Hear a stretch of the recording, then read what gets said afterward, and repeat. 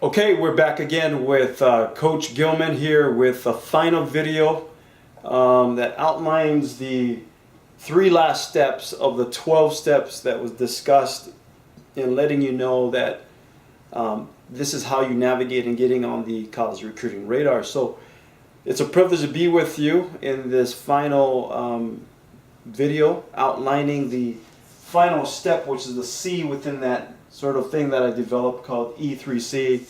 And I guess you can see that there's some sunlight coming off of here, but I hope you're able to see this particular whiteboard. And that's called communicate. Okay, so let's dive right into it, because I know that you might have some questions as I talk through this in your minds. If you do have those questions, feel free to connect with me through my email and phone number. So step 10. Step 10 is to, and I failed to say that step 8, I put video there, but step 10 is how, what can you do to create a particular video? What's the best method of doing so? How to sequence your plays? Those are the things that you need to know how to do, and that's the step 10. And then once you create that particular video, you need to send this highlight video off in its way to the college list that you have created in, I believe, step number 7, and then allow them to see and view, evaluate your performance. So this step is critical in making sure that you get on the college recruiting radar. They won't get an initial feel from you if they don't get that. The college coaches ask me all the time as they refer back to me as to the people that they're recruiting in the state that I'm in, and I'm in beautiful Hawaii right now.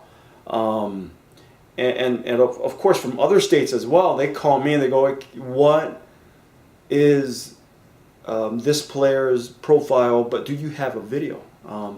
And so because this is so important, this is the first initial, be sure to take that step 10 in creating it. Step number 11. So in this step number 11, many people don't understand that they can communicate with college coaches once that information goes through. They sort of sit back and say, okay, I'm going to wait until they get in touch with me. That's not how it goes. I mean, if you're interested in getting that college recruiting radar, you got to be proactive in connecting, communicating with these college coaches. If you don't do so, you're left with a lot of anticipation, assumption that somehow these coaches have seen it, and some of them like it, but you don't know. You have a hunch, and you just simply don't know if you pushed it out, if they've seen it or not. And so it's critical that you communicate with this college coach. So here's a question: how do you effectively communicate it? So in my private and my group coaching, I go over the details of this step. And I don't think I have due diligence to do this now and going through this in this video, but I can just say that if you're interested in learning how to effectively communicate with college coaches, I just need to let you know that this is an incredible step to walk through. And so I'll give you some brief on that. So definitely you need to call them. And step 12 talks about that follow-up and then emailing them, and then calling their cell phone and or their office line. Now, there's some advantages obviously in getting a cell number, and if you can get a cell number, I think you're in business, particularly if you have been on the radar or just about being on the radar. They've seen you perform and you got a number for them, and you're able to connect with them through their phone, through text, etc. during the periods that you can contact, and they can not only receive and then respond back to you. It is invaluable getting their cell number. Of course, following up with them on social media is also good, and it's worth its weight in gold there. But definitely you need to reach out, and how to reach out in terms of that, in terms of what to say and all that. Just be yourself.